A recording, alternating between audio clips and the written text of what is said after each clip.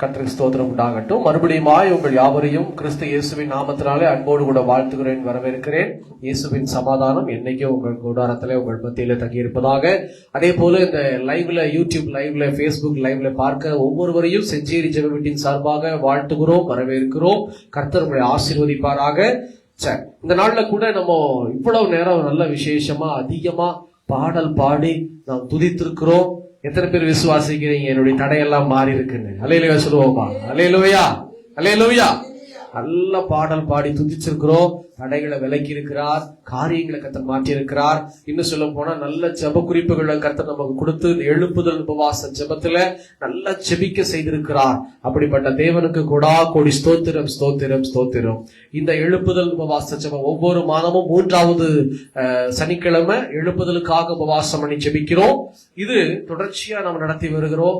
இது கர்த்தராலே உண்டாகுகிறது. இது கர்த்தருடைய ஈவு. கர்த்தருக்கு ஸ்தோத்திரம். இது நம்மால் உண்டானதல்ல, இது என்னால் உண்டானதல்ல, இது தேவனுடைய ஈவு. எல்லா மகிமையும் இயேசு கிறிஸ்து ஒருவருக்கே. இந்த நாள்ல கூட நல்லா பாட்டு பாடி துதிச்சிருக்கோம், ஜெபம் பண்ணி இருக்கிறோம். அடுத்தது கர்த்தருடைய வார்த்தையை நம்ம சுருக்கமா ஒரு சின்ன ஒரு வார்த்தையை தியானிச்சு ஜெபிச்சு முடிக்க போகிறோம். சந்தோஷமா இருக்கிறீங்களா? அல்லேலூயா, அல்லேலூயா. ரொம்ப நேரம் ஆயிடுச்சு, இன்னைக்கு ரொம்ப டயர்ட் ஆயிடுச்சு இல்லையா? நல்லா இன்னைக்கு ஆராதித்திருக்கிறோம், மன மகிழ்ச்சியா இருக்கு. இந்த மாதிரி ஒரு ஆராதனை உபவாச ஜெபத்துல ஜெபிச்சோன்னு வச்சுக்கோங்க, பிசாசு நிக்கவே முடியாது.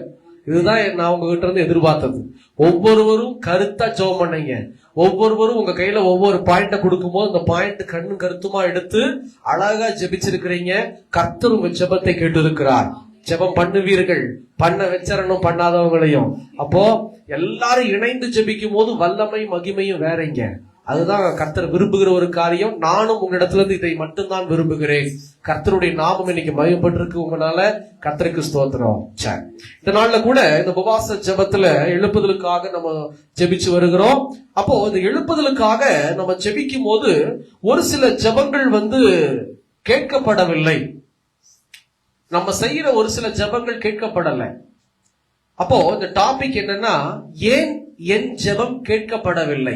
அதுதான் டாபிக். இந்த டைட்டில் இன்னைக்கு அதுதான். ஏன் என்னுடைய ஜெபம் கேட்கப்படல? நான் எழுப்புதலுக்காக ஜெபிக்கிறேன், என் குடும்பத்தின் ரட்சிப்புக்காக ஜெபிக்கிறேன், என்னுடைய தேவைகளுக்காக நான் ஜெபிக்கிறேன்.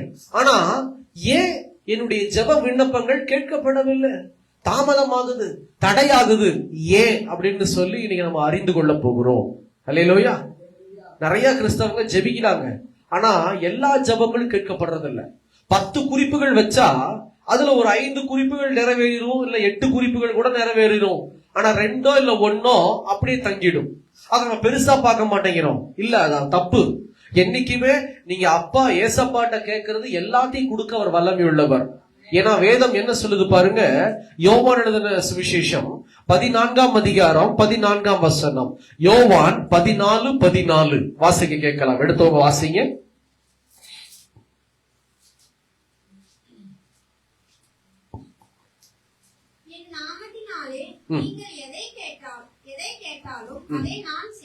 ஆமா, இங்க ஆண்டவர் பாருங்க எவ்வளவு அழகான ஒரு வாக்குத்தத்தம் கொடுக்கிறாரு. என் நாமத்தினாலே நீங்கள் எதை கேட்டாலும் அதை நான் செய்வேன். அல்லேலூயா. ஆண்டவர் சொல்றாரு, என் மகனே, என் மகளே, என் நாமத்தினாலே நீ எதை கேட்டாலும் நான் உனக்கு அதை செய்வேன். என்ன நாமங்க? இயேசுங்கிற நாமம். ஆண்டவர் சொல்றாரு, என் பேரை சொல்லி நீ என்ன கேட்டாலும் நான் உனக்கு கொடுத்துருவேன் சொல்லிட்டாரு. ஆனா இன்னொரு வசனம் இருக்கு அதே அதிகாரத்துல, அதே யோவான் சுவிசேஷம் 16வது அதிகாரம் 24வது வசனம். 16:24.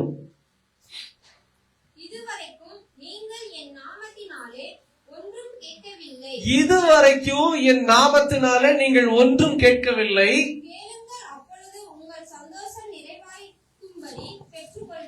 கேளுங்கள், அப்பொழுது உங்கள் சந்தோஷம் நிறைவாய் இருக்கும்படி பெற்றுக் கொள்ளுவீர்கள். அங்க ஆண்டவர் சொல்றாரு, என் நாமத்தினால கேளு மகனே, நீ எதை கேட்டாலும் தருவேங்கிறார். இங்க என்ன சொல்றாரு? நீங்கள் இன்னும் என் நாமத்தினால கேட்கல. கேட்காம இருக்கிறோம்.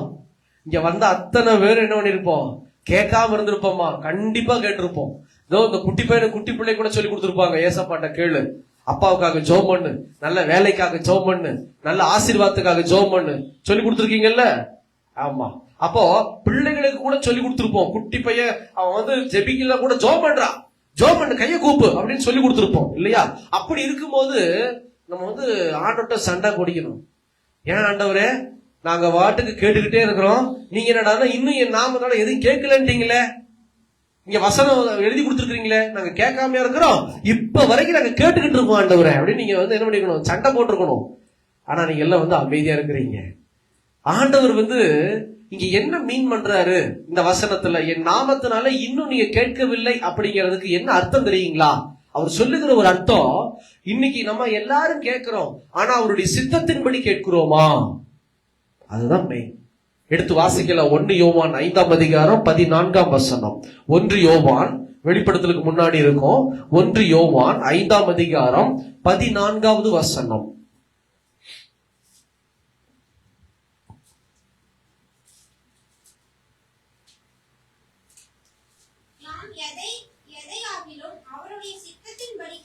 நாம் எதையாகிலும் அவருடைய சித்தத்தின்படி கேட்டால்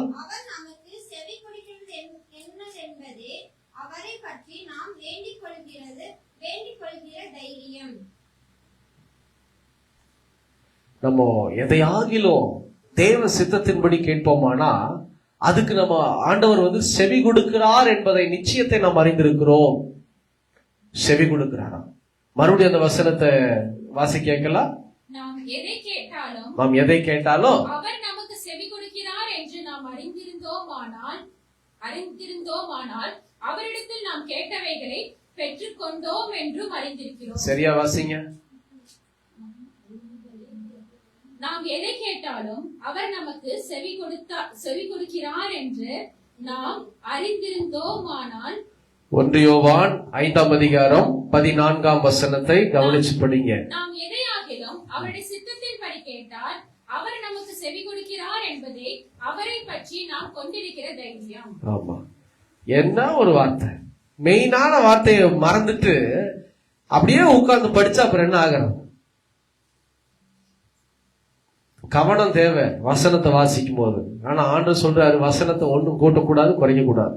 இந்த இப்ப என்னடான்னா இந்த அம்மனி ஒரு வார்த்தையே பெரிய வார்த்தை. நம்ம எதை கேட்டாலும் ஆண்டவர் கொடுக்க மாட்டாரு. ஆண்டவர் சொல்றாரு, என் சித்தத்தின்படி நீ கேளு, நான் உனக்கு தரேன். நம்ம வந்து அந்த கேட்கிற காரியத்தை பெற்றுக்கொள்ளுவோமா இல்லையா அப்படிங்கிற ஒரு நிச்சயம் கூட நமக்கு தெரிஞ்சு போயிடும். ஆண்டவர் வந்து எனக்கு சாங்ஷன் பண்ணிடுவாரா இல்லையா, அக்செப்ட் பண்ணிடுவாரா ரிஜெக்ட் பண்ணுவாரா அப்படின்னு கூட தெரிஞ்சுக்கலாம். எப்படி தெரியுங்களா? அவருடைய சித்தத்தின்படி கேட்கும் போது. சரி, எப்படிங்க அவருடைய சித்தத்தை அறிந்து கொள்வது? தேவ சித்தத்தை நாம் எப்படி அறிந்து கொள்வது அப்படின்னா ஒரே ஒரு காரியம். அதுக்குதான் சொல்றேன், நீங்க பைபிள் அதிகமா வாசிக்கணும். ஏன்னா எது பிடிக்கும் எது பிடிக்காதுங்கிறது பைபிள்ல எழுதப்பட்டிருக்கு. யாருக்கு? கர்த்தருக்கு. அவருக்கு பிடிக்காததை நம்ம உட்கார்ந்து ஆண்டவரே எனக்கு தாரும் ஆண்டவரேன்னு கேட்டா கொடுத்துருவாரா? அல்லேலூயா. தரவே மாட்டார். நான் ஒரு நாள் பல்லடத்துல ஒரு சபைக்கு பிரசங்கம் பண்ண அழைக்கப்பட்டேன் 8 வருஷத்துக்கு முன்பாக. அந்த திருச்சபையில பிரசங்கம் பண்ணிட்டு நான் ஜபத்துக்கு ஆயத்தமான எல்லாரும் வந்து கூட்டமாடு இருந்து ஜபம் பண்ண வந்தாங்க. அதுல கொஞ்சம் பேருக்கு நான் ஜோம் பண்ணி முடிச்ச பிறகு ஒரு சகோதரன், ஒரு 40 வயது மதிக்கத்தக்க ஒரு சகோதரன், அந்த சகோதரன் வந்து என்கிட்ட பேச வந்தாங்க. உடனே ஒரு வாலிப பையன் ஓடி வந்தான் சபையில இருந்து. கவனிங்க,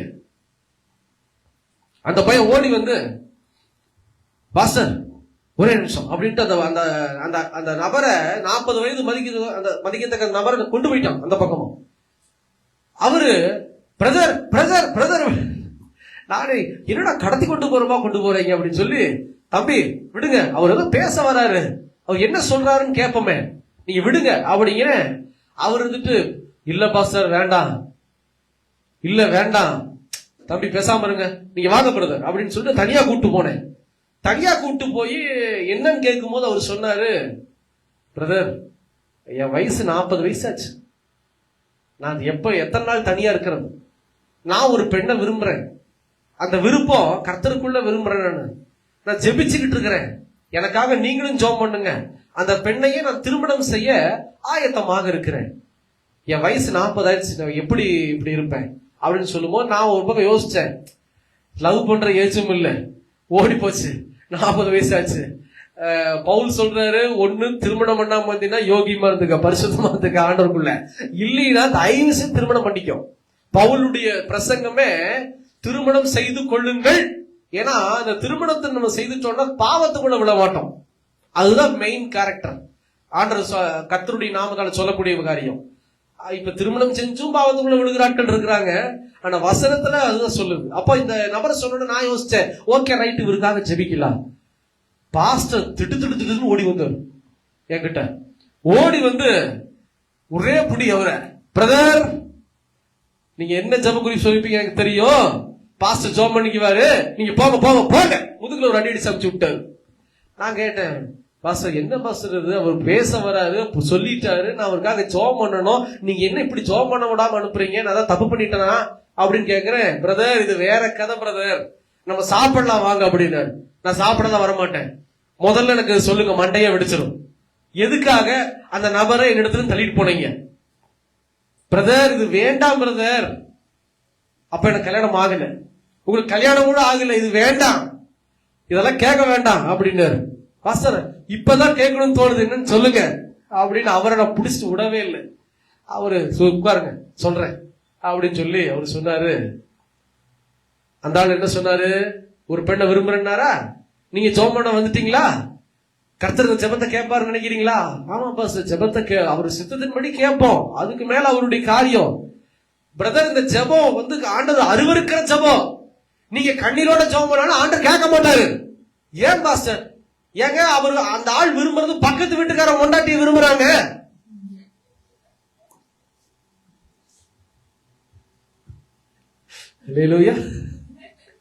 அந்த பாஸ்டர் சொல்றாரு, இது பொல்லாத விபச்சாரத்தின் ஆவி, பக்கத்து வீட்டுக்கார கொண்டாட்டியை விரும்பி ஒவ்வொரு சபையா பல இடத்துக்கு போயிட்டு இருக்கான். ஒவ்வொரு சபைக்கும் வந்து ஒவ்வொரு பாஸ்டரையும் பார்த்து ஜெபம் ஜெபம் பண்ணுங்க ஜெபம் பண்ணுங்க ஜெபம் பண்ணுங்கன்றான். இந்த ஜெபத்தை நீங்க பண்ணுவீங்களா சொல்லுங்க அப்படின்னு. மன்னிச்சிருங்க பாஸ்டர், இதுக்குதான் பிரதர் கேட்க வேண்டான்னு அப்படின்னு. இந்த ஜெபம் கேட்கப்படுமா? நமக்கே தெரியுது இல்ல இது கேட்கப்படாதுன்னு. அதே மாதிரிதான் நீங்களும் நானும் கேட்கிற காரியத்துல கர்த்தர் செவி கொடுப்பாரா கொடுக்க மாட்டாராங்கிறத அறிந்து கொள்வதற்கு தான் நான் சொல்றேன், பைபிளை வாசிங்க. ஏன்னா எது அவருக்கு பிடிக்குமோ அதுக்கு தான் செவி கொடுப்பார், எது அவருக்கு பிடிக்காதோ அதுக்கு செவி கொடுக்க மாட்டாரு. நம்ம வாட்டுக்கு உட்கார்ந்து உபவாசம் பண்ணி 10 நாள் ஜெபம் பண்ணி 1 மாசம் ஜெபம் பண்ணி ஆண்டவரே 40 நாளும் ஆண்டவரே பாஸ்டிங் பண்ணி உடம்புதான் இழந்து போச்சு, நான் வந்து ரொம்ப அப்படியே டவுன் ஆயிட்டேன், ரொம்ப வீக் ஆயிட்டேன், ஆனா என் ஜெபம் கேட்கப்படல. எப்படிப்பா கேட்கும்? பக்கத்து வீட்டுக்காரனுக்காக நீ ஜெபம் பண்ணி எப்படி கேட்கும்? அல்லேலூயா. அவர் சொல்றாரு, நான் வந்து 7 நாட்கள் ஜெபித்திருக்கிறேன் உபவாசம் பண்ணி. எதுக்கு? பக்கத்து வீட்டுக்காரமா லவ் பண்ணி திருமணம் செய்து கொள்வதற்கு. நான் கேட்டேன், அவர் செத்து போயிட்டாரா, பக்கத்துல வீட்டுக்கு அந்த அம்மாவுடைய வீட்டுக்காரர் இறந்து போயிட்டாரா அப்படின்னு கேட்டா பாஸ்டர் சொன்னாரு, இல்ல பிரதர் நல்லா சூப்பரா இருக்கிறாரு, கட்ட கணக்குல இருக்கிறாரு, மரக்கட்டையாட்டு இருக்கிறாரு, நீங்க வேற நல்ல மனுஷன். ஆனா இவன் இந்த மாதிரி தூத்தி கொண்டு இருக்கிறான், அந்த குடும்பமே பிரிஞ்சு போயிருமாட்டிருக்கு. இப்படி நிறைய பேர் இருக்கிறாங்க. அல்லேலூயா. இந்த மாதிரி நிறைய பேரு பகிரங்கமா இருக்கிறாங்க, ஜெபிக்கிறவங்க இருக்கிறாங்க. அப்ப நீங்க தெரிந்து கொள்ள வேண்டும், நம்ம கேட்கிற காரியத்துல கொஞ்சமாவது நாசுக்கா நல்லது டீசெண்டா கேட்கணுங்க. அதையெல்லாம் விட்டுட்டு நம்ம பாட்டுக்கு உட்கார்ந்து ஆண்டவர் சமூகத்துல ஆண்டவரே எனக்கு இது வேணும் அது வேணும்னு கேட்கறது மாத்திரம் ஆண்டவர் கொடுக்க மாட்டார். எதை கேட்டாலும் ஆண்டவர் வேதம் சொல்லுது, அவருடைய சித்தத்தின்படியே கேட்க வேண்டும். அவருடைய சித்தத்தை அறிந்து கொள்வதற்கு நாம் என்ன செய்யலாம்னா பைபிள் வசனத்தை வாசிக்கணும். ஒரு இடத்துல ஒரு வாலிப பையன் வந்து என்கிட்ட ஜெபம் பண்ணும். அந்த பையன் சொன்னா, பிரதர் எனக்காக ஜெபம் பண்ணுங்க பிரதர், எனக்கு ஒரு நல்ல வேலை கிடைக்கணும். சரி தம்பி நான் உனக்காக ஜெபம் பண்றேன். நல்ல வேலை கிடைக்கும் ஃபர்ஸ்ட் பாயிண்ட் சொல்லிட்டு செகண்ட் பாயிண்ட் சொன்னா, ஒரு வேலை எனக்காக இருக்கு, அது எனக்கு தான் கிடைக்கணும், ஆண்டவர் அதை பிடிக்கி கொடுக்க முடியாது, எனக்கு ஜெபம் பண்ணுங்க பிரதர். நான் அப்புறம் யோசிச்சேன், உனக்குன்றது உனக்கு கிடைக்கும், எப்படி போனாலும் உனக்குன்னு இருக்கிறத கர்த்தரோட கொண்டு கொடுத்துருவாரு. ஆனா அதை பிடுங்கி கொடுக்க சொல்றிய, எனக்கு கொஞ்சம் விளாவாரியா சொல்லு பார்ப்போம், கொஞ்சம் விளக்கமா சொல்லு அப்படின்னு. அந்த ஜாபுக்கு ஏற்ற மனுஷன் இந்த பையனே இல்ல. அந்த ஜாப் வந்து வேற ஒரு பையனுக்கு கிடைச்சிருச்சு. இவன் என்ன பண்றான், பொறாமை வளர்ந்து போய் பொறாமையினால அவங்களுக்கு பிடிக்கி கொடுக்கணும் அப்படின்னு ஜெபம் பண்ணா ஆண்டவர் பிடிக்கி கொடுத்துருவாரா? கொடுக்கவே மாட்டார். பொறாமையான ஜெபங்கள் கேட்கப்படாது. இன்னொரு வகையான ஜெபம் கேட்கப்படாது. என்னன்னா, ஆண்டவரே அந்த மனுஷனை கண்ணோக்கி பார்த்து என்னை இப்படி திட்டான் பக்கத்து வீட்டுல, என்னை இந்த அம்மா திட்டிருச்சு, கையவும் காலையும் முறிங்கி ஆண்டவரே கர்த்தராகிய இயேசு கிறிஸ்துவின் நாமத்தினால அவன் பைக்ல போகும்போது கீழே விழுகணும். இப்படி ஜெபிக்கிறவங்க இருக்கிறாங்க.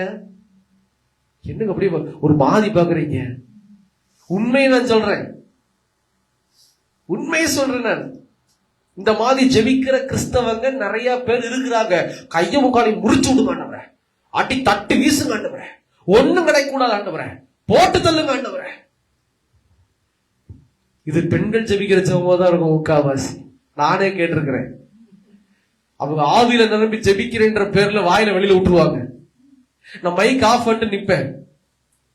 நீங்க ஜெபிக்கும் மைக் ஆஃப் பண்ணல. இன்னைக்கு ரொம்ப சுத்தமா எனக்கு முடியல, பயங்கரமா ஜெபிக்கிறதுக்கு ஆவியானவர் ஊற்றப்பட்டார். இல்ல நான் மைக் ஆஃப் பண்ணிடுவேன். மைக் ஆஃப் பண்ணி என்னென்ன ஜெபிக்கிறீங்கன்னு காது கொடுத்து கேட்பேன். அல்லேலூயா. அப்போ அந்த ஒரு அம்மா முன்னாடி நின்னுட்டு இதே மாதிரி மண்டபத்துல மீட்டிங் நடத்தும் போது, மண்டபத்துல நான் ஸ்டேஜுக்கு மேல நிக்கிறேன். கிட்ட வந்து பக்கத்துல வேற பிரின்ஸ் பாஸ்டர், அவரு சர்வசாதாரண விட்டுருவாரா? பக்கத்துலயே அந்த அம்மா பாஸ்டர் பக்கத்துல நின்று ஜெபம் பண்ணுது. அட்டி ஆண்டவரே இயேசுவின் நாமத்தினால ஆண்டவரே என் கணவரை கெடுத்துட்டு இருக்கிறான், என் கணவனுடைய தம்பி, அவனை விட்டாதீங்க ஆண்டவரே, அவனை குட்டினி பிடிச்சு ஆட்டுங்க ஆண்டவரே, அவன் கைகால முறிங்க ஆண்டவரே. அப்பா அழுகுது அந்த அம்மா. எல்லாம் முடிச்ச பிறகு நான் கேட்டேன், யாருக்குமா ஜெபம் பண்ணீங்க? உங்களுக்கு கேட்டுச்சா பாஸ்டர், நீங்களும் ஜெபம் பண்ணீங்களா அப்படின்னாங்க. நான் ஜெபம் பண்றேம்மா. யாரு? என் வீட்டுக்காரருடைய தம்பி கெடுக்கிறான், ஊத்தி ஊத்தி கொடுக்குறான், என்ன வாங்கிட்டு வந்தாலும் எங்க வீட்டுக்கு வராத அளவுக்கு அப்படியே தள்ளிட்டு போயிடுறான், தனக்கு வாங்கிக்கிறான், ஊத்தி கொடுத்துட்டு கெடுத்துக்கிட்டு இருக்கான் பாஸ்டர். அவனை விட்டக்கூடாது பாஸ்டர், அவன் ஆண்டவரை தட்டிடணும், அடிச்சிடணும், ஒடிச்சிடணும். இப்படி எல்லாம் ஜெபிக்கிறவங்க இருக்கிறாங்க. நான் கேட்டேன், கண்ணீரோட ஜெபம் பண்ணீங்களாமா? அதே உணர்வினாவை அடையட்டும், ரட்சிக்கப்படட்டும் ஜெபம் பண்ணி தான் கட்ட தொட்டிருப்பாரு. அடிங்க உடைங்க. நான் ஒண்ணு சொல்றேன், நம்ம ஏசப்பா நம்ம பாவத்துக்காக அடிக்கிறவர் ஒடுக்கிறவர் அல்ல. தெரிஞ்சுக்குங்க, என்னைக்குமே தெரிஞ்சுக்குங்க. யாராவது ஏசப்பா வச்சு உங்களை பயமுறுத்த நம்பிடாதீங்க. உன்னை அடிச்சிருவார் பிரின்சி, உன்னை அப்படி மிதிச்சிருவார். இல்லவே இல்ல. பிரின்சிக்காக அவர் ரத்தம் சிந்தி இருக்கிறார், சாமுவேலுக்காக ரத்தம் சிந்தி இருக்கிறாரு, கடைசி சொட்டு வரையிலும் என் அப்பா ரத்தம் சிந்தி இருக்கிறாரு. அப்படி இருக்கும்போது என்னை தூக்கி போட்டு மிதிப்பாரா? என் கை கால உடைப்பாரா? இல்லைங்க, நம்பிடாதீங்க இப்படிப்பட்ட பிரசங்கங்களை. இயேசு கண்ணீர் வடிக்கிறார் நமக்காக, ரத்தம் சிந்தி கொண்டிருக்கிறார் நமக்காக. இன்னும் பிதாவினுடைய வலது வருஷத்திலிருந்து எனக்காக ஜெபித்துக் கொண்டிருக்கிறார். நம்ம பாவம் செய்வோம்னா இன்னும் நம்ம தப்பிச்சுக்கிட்டு இருக்கோம். ஏன் தெரியுமா? அவர் ஜெபம் பண்றாரு, ஆண்டவரே என் பையனுக்காக ரத்தம் சிந்தி இருக்கிற பாருங்கப்பா, மன்னிச்சிருங்கப்பான்னு சொல்லி பிதாவின் சமூகத்துல ஜெபித்துக் கொண்டு இருக்கிறார். அதுதான் உண்மை. அப்படி இருக்கும்போது தண்டிக்கிறவர் அல்ல, அவர் நம்மை மனம் திரும்ப வைக்கிறவர், உணர்வின் ஆவியை ஊற்றுகிறவர். அப்போ இந்த மாதிரி ஜெபம் எல்லாம் நம்ம செய்யறது தப்பு. இந்த ஜெபங்கள் எல்லாம் இந்த டியூப் லைட், இந்த ஃபேனை கூட தாண்டாது. அப்புறம் எப்படி ஆண்டவர் கேட்பாரு? கேட்கவே மாட்டார். தயவு செய்து இந்த மாதிரி ஜெபத்தை நாம் செய்யக்கூடாது. இதுல ரொம்ப நம்ம கேர்ஃபுல்லா இருக்கணும். தேவ சமூகத்துல ஒரு மனுஷன் ஜெபிக்கிறார், அந்த ஜெபத்துக்கு உடனே சாங்ஷன் வந்துருச்சு. என்ன ஜெபம் அப்படின்னா, 1 ராஜாக்களின் புஸ்தகம் 3ஆம் அதிகாரம் 5வது வசனம் 6வது வசனத்தை வாசி கேட்கலாம். 1 ராஜாக்கள் 3ஆம் அதிகாரம் 5, 6.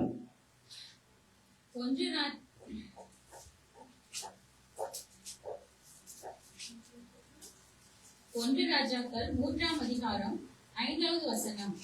கிபியோனிலே கர்த்தர் சாலமோனுக்கு ராத்திரியில் சொப்பனத்திலே தரிசனமாகி, நீ விரும்புகிறது என்னிடத்தில் கேள் என்று தேவன் சொன்னார்.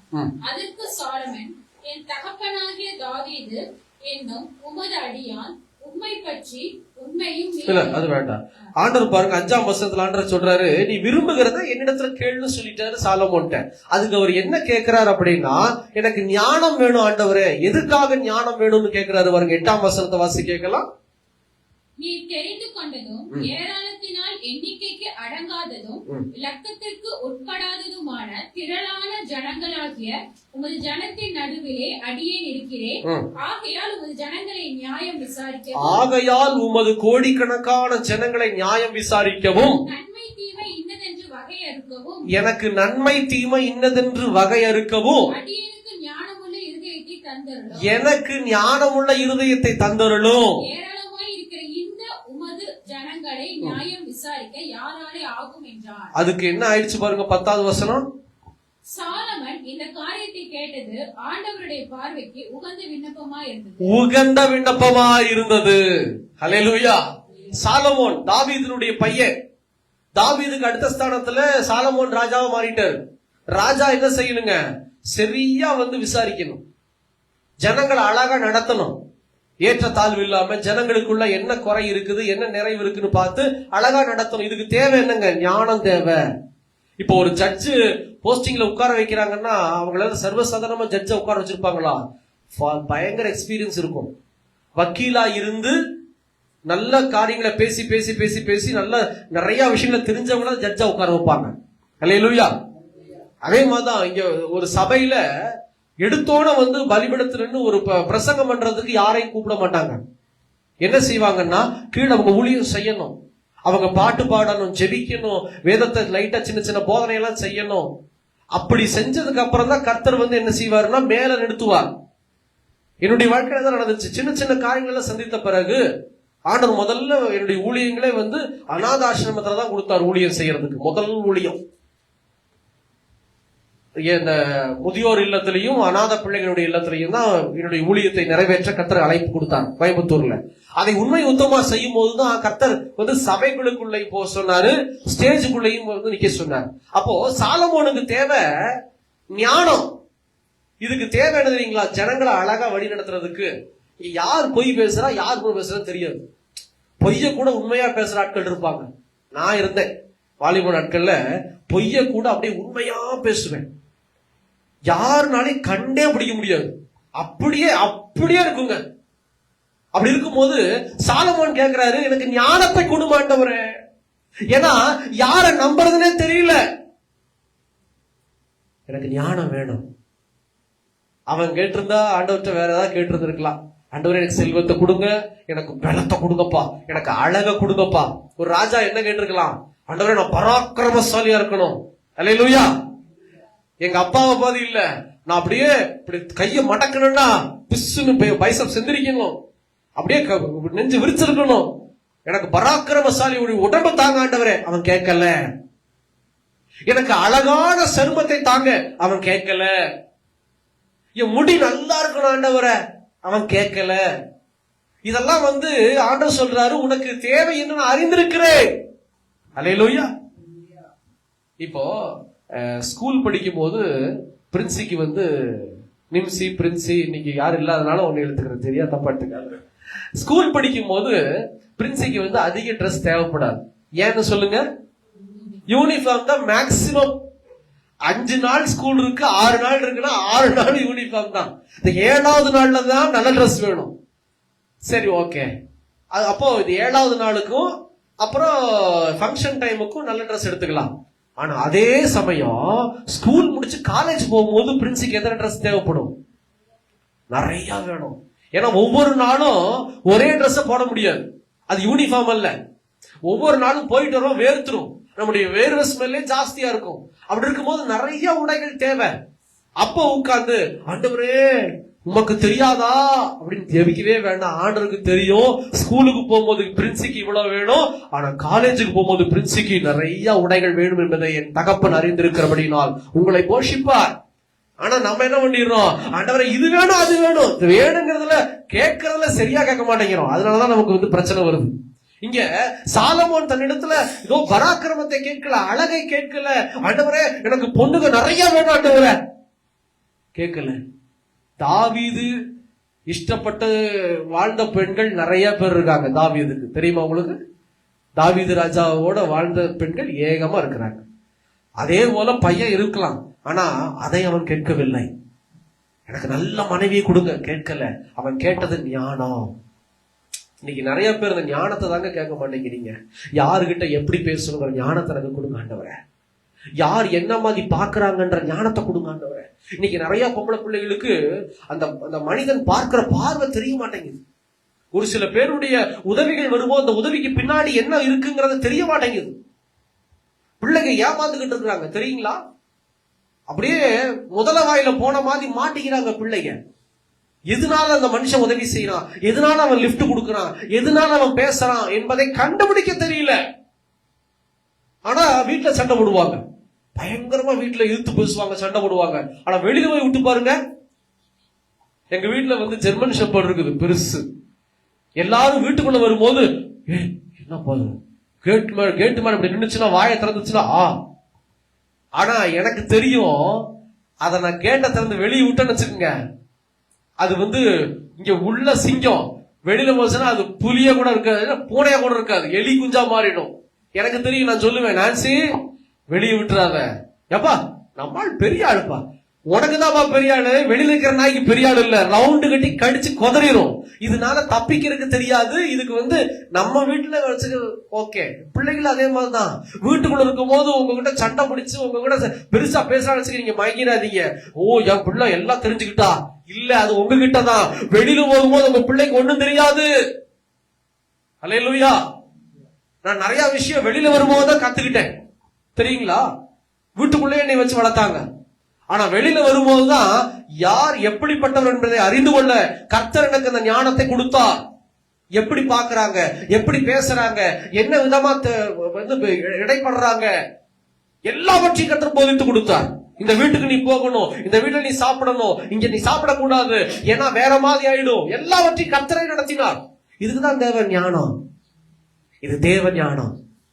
இந்த ஞானத்தை நீங்க வாங்கிட்டீங்கன்னு வச்சுக்கீங்களேன், அந்த ஃபேஸ் டு ஃபேஸ் அந்த கண்ணை பார்க்கும்போது தெரிஞ்சுக்கலாம் அந்த பையன் சரியான பையனா இல்லையா அப்படின்னு. கண்ணு தடுமாறுச்சுன்னா அவன்கிட்ட நிக்கவே கூடாது, போயிட்டே துஷ்டலக்கா தூர வேலைக்கு போயிட்டே இருக்கணும். அல்லேலூயா. இதை பேரண்ட்ஸ் சொல்லி கொடுக்கறதும் இல்ல, இதை சொல்லி கொடுப்பதற்கு என் தேவனால மட்டும்தான் முடியும். இதனாலதான் சாலமோன் கேட்டாரு, பல கோடி ஜனங்க இருக்கிறாங்க, இந்த ஜனங்களை வழி நடத்துறதுக்கு எனக்கு அறிவு இல்ல, எனக்கு ஞானம் இல்ல, அதை கொடுங்க ஆண்டவரேன்னு கேட்டோன்னே ஆண்டவர் பாருங்க, ஒரே செகண்ட் இவனுடைய ஜெப விண்ணப்பம் எனக்கு தகுந்ததா இருந்தது, நான் ஓகே பண்ணிட்டேன். ஆண்டவர் சொல்லிட்டாரு, இந்த ஜெப சாலமோன் இந்த காரியம் கேட்டது ஆண்டவர் பார்வைக்கு உகந்த விண்ணப்பமா இருந்தது. கொடுத்தாரா கொடுக்கலையா அதை வாசிக்கலாம். 12வது வசனம் 11. ஆகையினால் தேவன் அவனை நோக்கி, நீ உனக்கு நீடித்த நாட்களை கேட்கல, ஐஸ்வர்யத்தை கேட்கல, உன் சத்ருவின் பிராணனை கேட்கல, ஞானத்தை நீ கேட்டு நியாயம் விசாரிக்கிறதுக்கு ஏற்ற ஞானத்தை உனக்கு வேண்டிக் கொண்டபடியினால் உன் வார்த்தைகளின்படி செய்தேன். ஞானமும் உண்மையுள்ள இருதயத்தை உனக்கு தந்தேன். உணர்வுள்ள இருதயத்தை உனக்கு தந்தேன். இதனாலே உனக்கு சரியானவன் இதிலே உனக்கு சரியானவன் உனக்கு முன் இருந்ததும் இல்லை, உனக்கு சரியானவன் உனக்கு பின் எழும்புவதும் இல்லை. எக்ஸ்ட்ரா ஒன்னு கொடுக்கிறாரு. 13ஆம் வசனம். இதுவுமன்றி நீ கேளாத ஐஸ்வர்யத்தையும் மகிமையோ உனக்கு தந்தேன். நாட்களிலே இருக்கிற ராஜாக்களில் ஒருவனும் உனக்கு சரியானவன் இருப்பதில்லை. பாத்தீங்களா? அல்லேலூயா சொல்லுங்க பாப்போம். ஐஸ்வர்யத்தையும் மகிமையும் தந்திருக்கிறார். ஐஸ்வர்யம் அப்படிங்கிறது நமக்கு செல்வம், மகிமைங்கிறது மரியாதை, பெரிய அந்தஸ்து, உயர்ந்த ஸ்தானம். இங்க இதெல்லாம் கேட்கவே இல்ல. ஆண்டவர் சொல்றாரு பாத்தீங்களா, எப்பா நீ உனக்கு நான் 100 வயசு வாழணும்னு நீ கேட்கல, நீ அழகா இருக்கணும்னு கேட்கல, உன்னுடைய எதிரிகளை கொன்னுட்டு. இப்போ ஜபர் இருந்துச்சுல்ல, ஒரு அம்மா கேட்டாங்கல்ல, ஆண்டவரை என்னுடைய வீட்டுக்காரருடைய அந்த தம்பிய விட்டாதீங்க ஆண்டவரை, இந்த மாதிரி அவன் கேட்கல. ஞானத்தை கேட்டபடினால ஞானத்தை கொடுத்துட்டேன், நீ கேட்காத ஐஸ்வர்யத்தையும் மகிமையும் நான் உனக்கு கொடுக்குறேன்டா, எடுத்துக்கிட்டேன். அப்போ உங்களுக்கு ஆண்டவருக்கு தெரியும் உங்களுக்கு என்ன தேவை என்பது. தகுந்த டைம்ல ஆண்டவர் உங்களுக்கு கொடுத்து ஆசீர்வதிப்பார். ஒருபோதும் உங்களை கைவிட மாட்டார். ஆனா நீங்க ஜெபிக்கும் போது இந்த ஜெபம் ஓகேவா அப்படிங்கறதுல நீங்க சிந்தித்து செயல்படணும். அதுல மட்டும்தான் கேர்ஃபுல்லா இருக்கணும். நீங்க கேட்கிற காரியம் மற்றவங்களுக்கு பிரயோஜனம் உள்ளதா இருக்கணும், உங்களுக்கு பிரயோஜனம் உள்ளதா இருக்கணும். பீரோக்குள்ளேயே 10 துணியை வச்சுட்டு இன்னும் ஆண்டவர் இன்னும் வேணும் ஆண்டவரே, அல்லேலூயா, 10 பேண்ட் 10 சட்டை உள்ள இருக்கும். ஆனா யாரோ ஒரு ஆக்டர் நல்ல ஒரு ஜீன்ஸ் பேண்ட் போட்டு வந்துட்டாரு. ஆண்டவரே எனக்கு அந்த ஜீன்ஸ் பேண்ட் வேணும் ஆண்டவரே. நான் கேட்டேன்னு வச்சுக்கோங்க, ஆண்டவர் கொடுப்பாரா? வாங்கினதையே போடுறக்கு வழியை காணோம், நீ இன்னும் கூட கேட்கறியா நீயே அப்படின்னு சொல்லி கர்த்தர் கொடுக்க மாட்டார். அதனால நான் சொல்றேன், நீ இருக்கும் போதே என்ன செய்யக்கூடாது, நம்ம கேட்க கூடாது. நம்ம கிழியும் போது, நமக்கு ஒடியும் போது கர்த்தர் நமக்கு கொடுக்க வல்லமையுள்ளவரா இருக்கிறார்.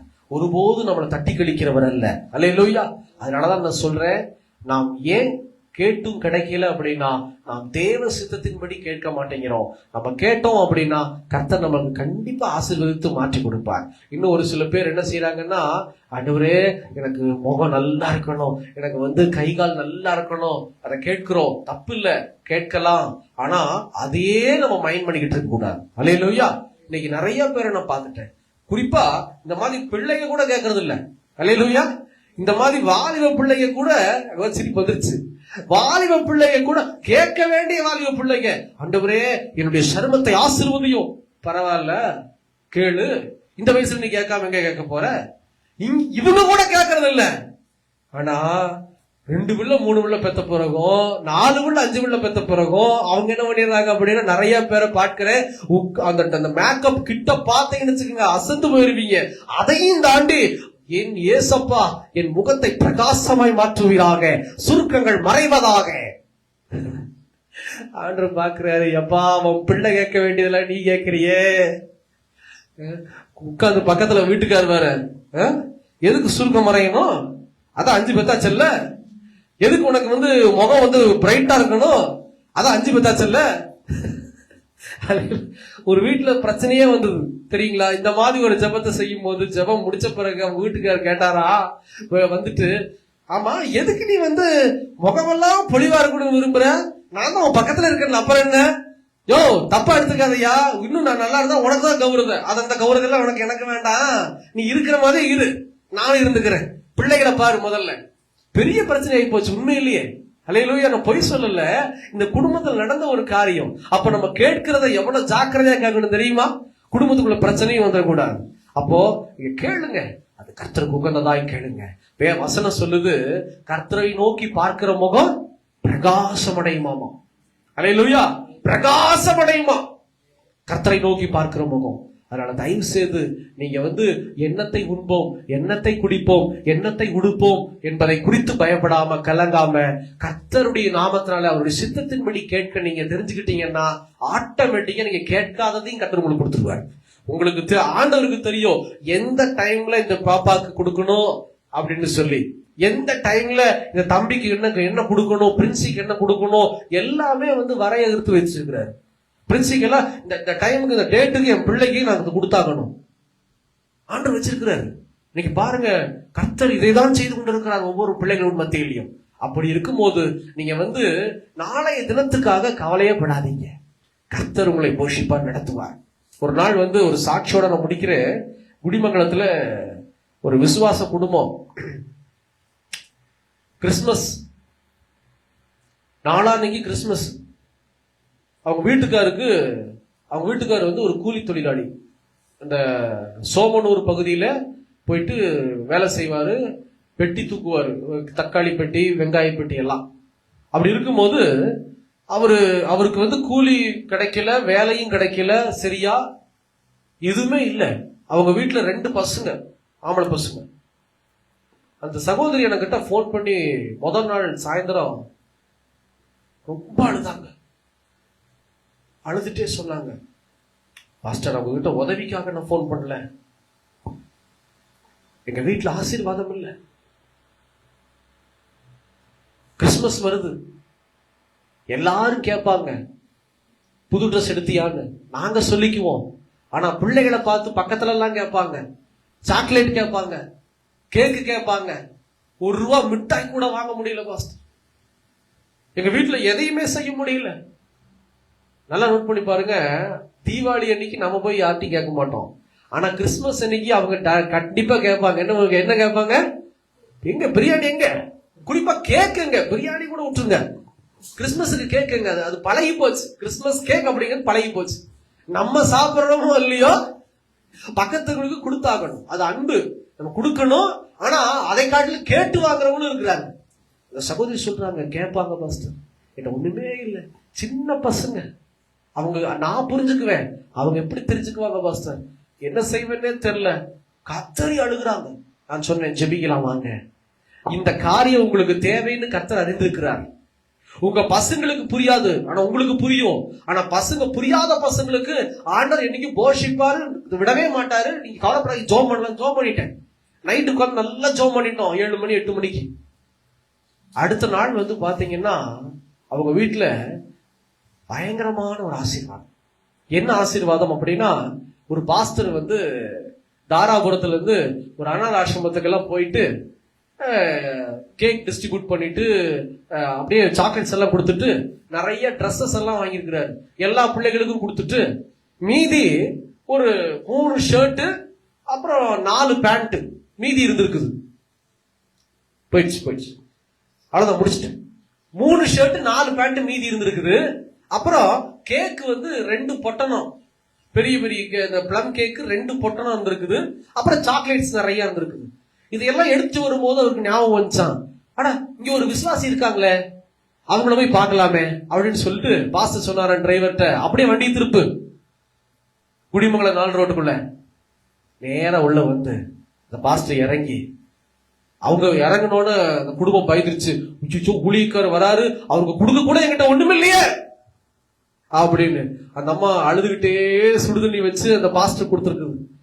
தண்ணியை குடிச்சிட்டு அந்த பாஸ்டர் ஜோம் பண்ணலாமாமா அப்படின்னு சொல்லி ஜோம் பண்ணிட்டு முடிச்ச உடனே டிரைவரை சொன்னாரா, போய் எல்லாத்தையும் எடுத்துட்டு வா. ஒரு கட்டப்பையில எல்லா ட்ரெஸ்ஸையும் எடுத்துட்டு, நான் இன்னைக்கு ஆர்ஃபனேஜ் பக்கம் போயிட்டு வந்தோமா, போய் கொடுத்துட்டு திரும்பி வரும்போது ஏசப்பா அவனை ஞாபகப்படுத்தினாரு.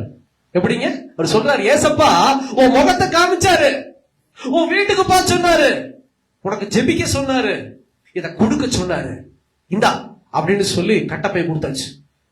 கட்டப்பையில என்ன இருக்குன்னு கூட பாக்கல, வாங்கி அந்த வச்சுக்கிச்சு. இன்னொரு பையில சாக்லேட்ஸும் கேக்கும் ரெண்டு கேக்குமே கொடுத்தாச்சுன்னா டேரக்டா வீட்டுக்கு போறாரு, வேற எங்கேயும் இல்ல. எல்லாத்தையும் கொடுத்துட்டு கிளம்பும் போது பசங்க கையில என்ன பண்ணிட்டாரு இந்த பாஸ்டர், 2 500 நோட் எடுத்து மூத்த பையனுடைய பாக்கெட்ல, 2 500 எடுத்து இளைய பையனுடைய பாக்கெட்ல, இன்னொரு ஒரு 500 எடுத்து அந்த அம்மாவுடைய சகோதரியுடைய பைபிள்ல வச்சுட்டு, கர்த்தர் உங்களுக்கு கொடுக்க சொன்னாரு, ஆசீர்வாதமா இருங்க. கிளம்பிட்டாரு. கிளம்பினோட எடுக்கிறாங்க பாக்கெட்ல 1000 2000 2500. எப்படி இருக்கும்? ஒண்ணுமே இல்லாம இருந்தவங்க நைட்டு, அடுத்த நாள் கையில 2500 ரூபாய். சரி அது போகட்டும், உடனே ட்ரெஸ் எடுத்துடலாமா அப்படின்னு பையன் தோன்றான். அது கட்டப்பையில என்னன்னு பாடுறா அப்படிங்கிறாங்க அவங்க அம்மா. எடுத்தோட பார்த்தா சட்டை 3 ஷர்ட்டும் 4 பேண்ட். அந்த பையன் பார்த்துட்டு துள்ளி குதிக்கிறான். மூத்தவன் என்னங்கிறான், டே அது முதல்ல ஃபிட்டிங் சரியா இருக்கான்னு பாடுறா. அவங்க அம்மா உடனே ஒரு அடி, வந்திருக்குல்ல முதல்ல என்னன்னு பாரு, அதுக்கு முன்னாடி ஃபிட்டிங் சரியில்லை, அது சில ஒப்பாரி வைக்காத, முதல்ல ஓபன் பண்ணு. போட்டு 2 பசங்களும் பாக்குறாங்க, அவங்களுக்கு ஏத்த மாதிரி ஃபிட்டிங் இருக்குது, பேண்ட் ஷர்ட்டும். அல்லேலூயா சொல்லுங்க பாப்போம். அல்லேலூயா. ஷர்ட்டும் பேண்ட் அவங்களுக்கு ஏற்றபடி. அப்ப 2500 மிச்சம் தானே. கர்த்தர் அப்படிதான் அழகாய் போஷித்தார். கேக்கு திறந்து பார்த்தா 2 கேக்கு சாக்லேட். அவங்க வீட்டுக்காரர் வர்றாரு. வீட்டுக்காரர் வரும்போது அவர் கையில ஏதோ ஆசீர்வாதமா கொஞ்சம் பணங்கள் இருந்திருக்குது, 3000 4000. இது எப்படியோ எனக்கு ஒரு முதலாளி கொடுத்தாருப்பா, நீ வந்து கை செலவுக்கு வச்சுக்கோ, அடுத்த மாசம் கழிச்சுக்கலான்னு சொல்லி இந்தாப்பா. அந்த சகோதரி அன்னைக்கு நைட்டே எனக்கு போன் பண்ணாங்க, பாஸ்டர் நம்ம ஜெபம் கேட்கப்பட்டுருச்சு, கர்த்தர் எங்களை இவ்வளவா போஷிச்சு, இப்ப என் கையில 8000 ரூபாய் இருக்குது பாஸ்டர். அல்லேலூயா. 8000 ரூபாய் என் கையில இருக்குது, ட்ரெஸ் எடுத்துக்க வேண்டியதான சகோதரி அப்படின்னு. ட்ரெஸ் கூட ஏசப்பா எடுத்து கொடுத்துட்டாரு. அல்லேலூயா. பசங்களுக்கு ட்ரெஸ் வந்துருச்சு, சரி உங்களுக்கு எடுத்துக்கங்க அப்படின்னா அவங்க சொல்றாங்க, 6 மாசத்துக்கு முன்னாடிதான் பாஸ்டர் நாங்க ஒரு செய்முறைக்கு போயிருந்தோம், பதில் செய்முறையா எனக்கும் பிரதருக்கும் அவருக்கு வேட்டி சட்டை 2 வந்துருச்சு, எனக்கு 2 சாரி வந்துருச்சு, பசங்களுக்கு தான் இல்லன்னு நினைச்சேன், ஆனா என் இயேசு போஷித்து விட்டார். கர்த்தருக்கு தெரியும் இவங்க 2 வந்துருச்சு, இவங்க 2 வரல பிள்ளைகளுக்குன்னு சொல்லி. கர்த்தர் எவ்வளவு அழகா கொடுத்தாரு பாத்தீங்களா? பாத்தீங்களா? இதைதான் என் ஆண்டவர் செய்கிறவர். என் ஏசப்பா உங்களை ஒருபோது திக்கற்ற பிள்ளைகளா விட மாட்டாரு. என் ஏசப்பா உங்களை கண்ணீரோட நிக்க விட மாட்டாரு. என்னுடைய ஏசப்பா உங்களை ஒருபோது கலங்கி நிக்க விட மாட்டாரு. எல்லாத்துக்கு முன்னாடியும் இதோ வெட்கப்பட விட மாட்டாரு. விசுவாசிங்க, விசுவாசிங்க. ஆண்டவர் சொல்றாரு, என் நாமத்தினால நீ கேளுமா, நம்பிக்கையா கேளு, நான் உன் அப்பா உன் வீடு தேடி வந்து கொடுப்பேன். எப்படி வேணாலும் வருங்க, யாரு மூலமா வேணா வருங்க. இவங்க மூலயமா தான் அவங்க மூலயமா தான் இல்ல. என் ஆண்டவர் காகத்தின் மூலயமா கூட எலியாவை போஷித்தவர், உங்களையும் போஷிப்பார். ஏற்ற வேளையில் ஏற்ற சமயத்தில் நீங்கள் போஷிக்கப்படுவீர்கள். கைவிடப்பட மாட்டார் ஆண்டவர். விசுவாசிக்கிறீங்களா? நம்புறீங்களா? கர்த்தரை நம்புறேன்னு சொல்றவங்க மட்டும் அப்படியே தலைகளை தாழ்த்தி ஜெபம் பண்ணுங்க பார்ப்போம். கேளுங்க கேளுங்க. இன்னைக்கு ஒரே நிமிஷம் டைம், ஒரே நிமிடம் தான், ஒரே நிமிடம், சீக்கிரம் முடிக்க போறோம். ஹல்லேலூயா, ஹல்லேலூயா. நன்றி ஆண்டவரே, நன்றி தகப்பனே. என்ன வேணுமோ கேளுங்க பாப்பா, நான் பேச மாட்டேன். என்னென்ன வேணுமோ கேளுங்க. இன்னைக்கு உங்களுக்காக ஜெபிக்கும் போது ஏசப்பா சொன்னாரு, என் பிள்ளைகளுக்கு என்ன வேணுமோ அதை கேட்க சொல்லுடா, கேட்க சொல்லு.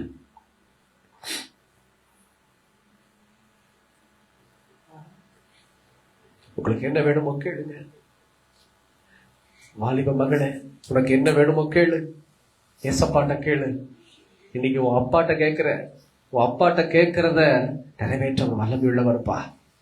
கேளு பிரின்சி, கேளுங்க சகோதரி, அருமையான தாய்மாரு கேளுங்க. கேளுங்கள், கொடுக்கப்படும்.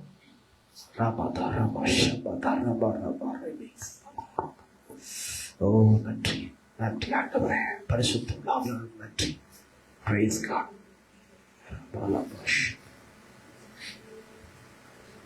தேவ சித்தத்தின்படியே கேளுங்கள். உங்களுக்கு கொடுப்பது அவருக்கு அவ்வளோ சந்தோஷம். நமக்கு இன்னது தேவை என்று அவர் அறிந்திருக்கிறார். உங்களுக்கு என்ன வேணுமோ அது அவருக்கு தெரியும். அப்படி இருக்கும்போது உங்களை விட்டுருவாரா? ஐயோ, என் பையன் தனியா நிக்கிறானே, என் பிள்ளை தனியா நிக்குது, என் பையனுக்கும் பிள்ளைக்கும் போஷிக்க வழி இல்ல, கொடுக்க வழி இல்லையே நீங்க நினைக்கிறீங்களா? ஏசப்பா உங்க பையனுக்காக பிள்ளையாக ரத்தம் சிந்தி இருக்கிறாரு. ஒருபோது உங்க பையனை தனியா விட்டுற மாட்டாரு. உங்க பிள்ளைய ஏக்கத்தோட மற்ற வீட்டை பார்க்க விடவே மாட்டாரு. என் அப்பா ஒருபோது விட மாட்டாரு. விசுவாசிங்க, நம்புங்க, தயவு செஞ்சு நான் சொல்றேன், நம்புங்க. என் அப்பா ஒருபோது உங்களை விட மாட்டாரு. இன்னைக்கு கர்த்தர் உங்களை பார்த்து கொண்டு இருக்கிறார். என் ஜனமே, உங்க கண்ணீரை பார்த்து கொண்டு இருக்கிறார். உங்களுடைய ஜெபத்தை கேட்டுக்கொண்டு இருக்கிறார். உங்க கைகளில் ஆசீர்வாதத்தை பெற்றுக் கொள்ள போறீங்க. நீங்கள் போஷிக்கப்பட போறீங்க.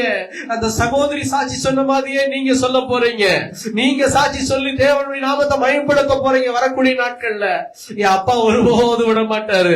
வேலை வேணுமா, நல்ல வேலை வேணுமா, கேளுமா தேவ சமூகத்துல.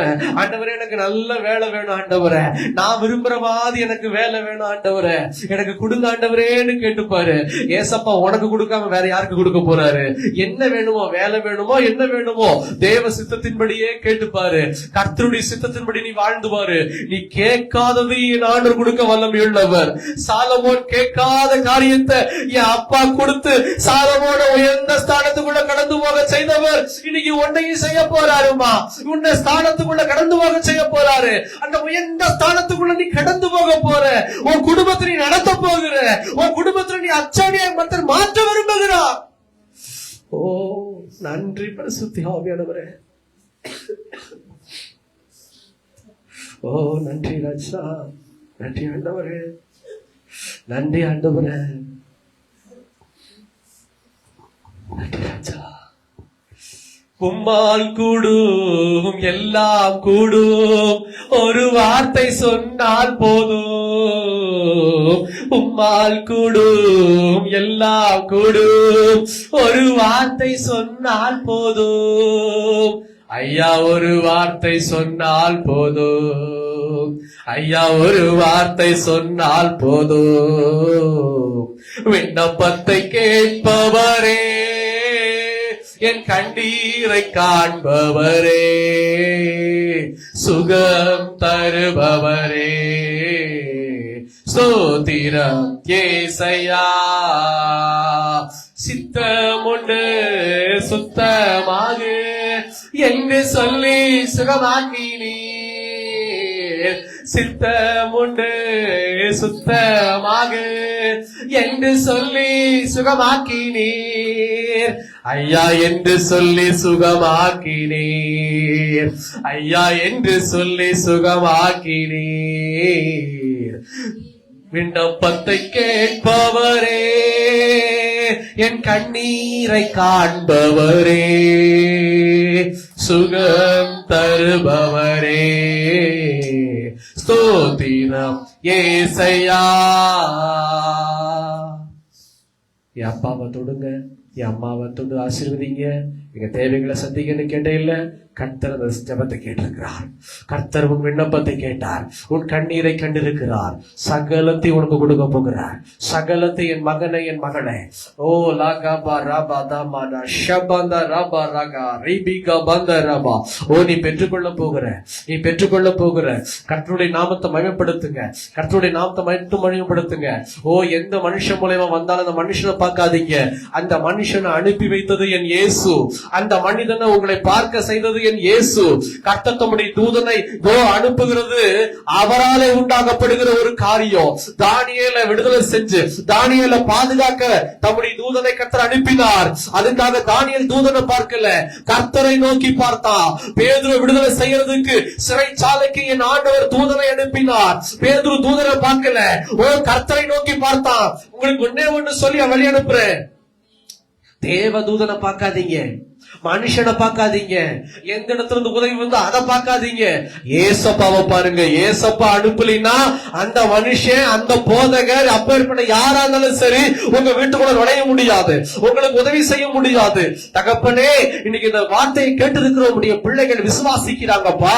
இவங்களுக்கு இன்னது தேவை என்று அறிந்திருக்கிற என் தேவன் சகலத்தை மாத்தி கொடுங்க, சகலத்தை கொடுங்கன்னு சொல்லி ஆசீர்வாதம் மாற்றுங்கன்னு சொல்லி இவங்க ஜெபங்கள் இனி வரக்கூடிய நாட்கள்ல உங்களுடைய சித்தத்தின்படி ஜெபிக்கும் போது இவங்களுடைய ஜெபங்கள் கேட்கப்படுவதாக சொல்லி ஒப்பு கொடுக்கிறேன். கர்த்தர் ஆசீர்வதிப்பீராக. அப்பா, எழுப்புதல் உபவாச ஜெபத்தை நடத்த கர்த்தர் கிருபை தந்தீரே, உமக்கு ஸ்தோத்திரம். நல்ல ஆராதனை வேலைக்காக ஸ்தோத்திரம் ஆண்டவரே. அதே போல நல்ல ஜெப வேலைக்காக ஸ்தோத்திரம். சாட்சி நிறைந்த வார்த்தைகளுக்காக ஸ்தோத்திரம். இப்பவும் எங்களை தாழ்த்துகிறோம் ஆண்டவரே. பிரயோஜனம் இல்லாத ஊழியக்காரே, உன்னத்துக்கு லாயக்கில்ல. எல்லா மகிமையும் புகழும் உமக்கு மாத்திரம்தான்பா.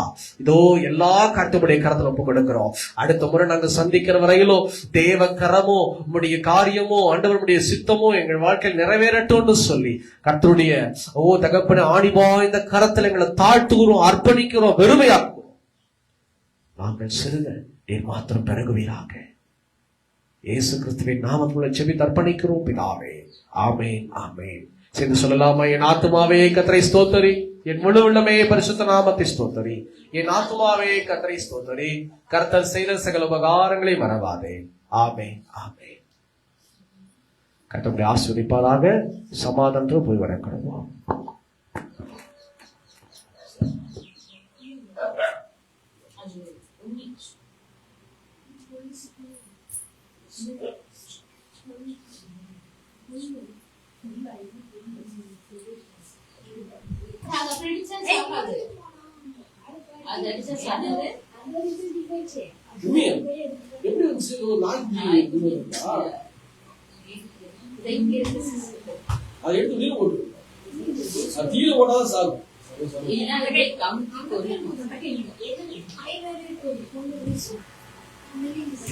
வீசிட்டு கை செக் பண்ணி போயிடுச்சான்ட்டு. ஆமாப்பா, அது சரியா ஒட்டிட்டு இருக்கும் தம்பி.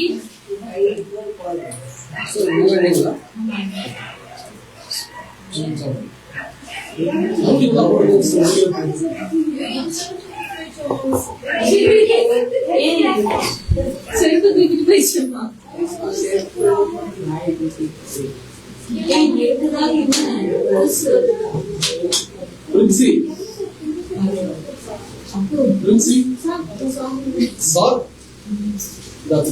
அக்காவோட